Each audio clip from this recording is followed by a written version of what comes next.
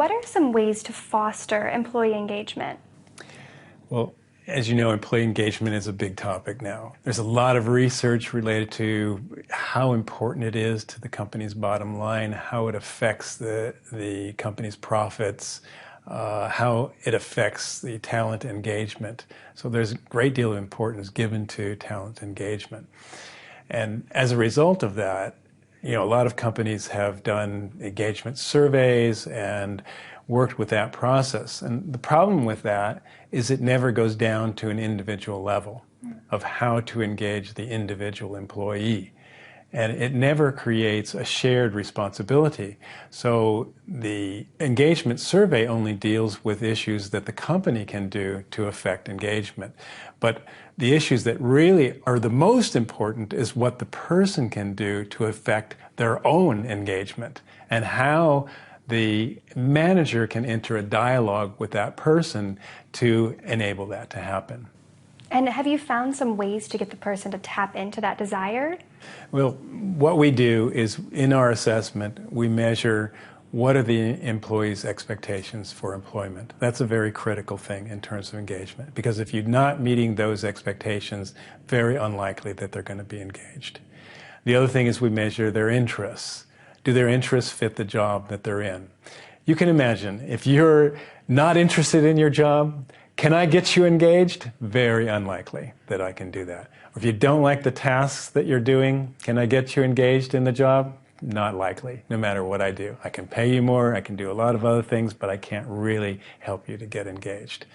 Or if you don't have the types of motivation that are necessary for related to a particular job, it's very, very, very difficult.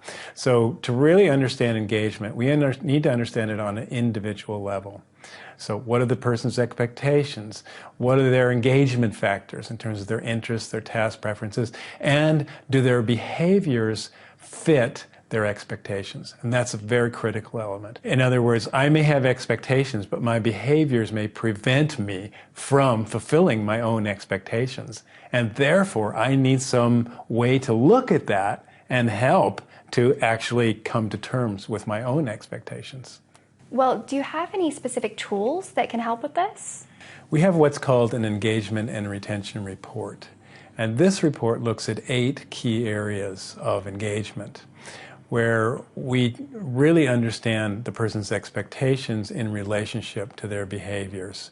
So, for example, the person may have an expectation to have advancement in their company, but they may be lacking the self-motivation and the willingness to take on challenges to actually do that.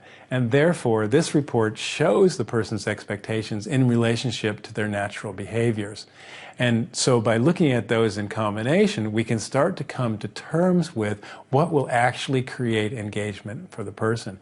And we have a short training course for managers who are able to read these reports and are able to then enter discussions with their employees, which will then create a shared responsibility for engagement. Because engagement doesn't happen, it can't be bestowed on somebody. Engagement comes from within the person. And only when managers are able to enter in that kind of dialogue are we able to see a real change in engagement that's not just a superficial change. And do you offer that same analysis for groups?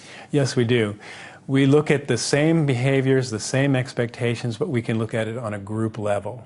And that can give the organization ideas, strategies to how to approach groups. You can do it for the entire organization, you can do it for divisions, you can do it for branches or small teams. And that helps the organization understand, how do we implement engagement on an organizational level? What kinds of things should we be offering, discussing, etc.? And that's far, far less expensive, actually, than doing an engagement survey.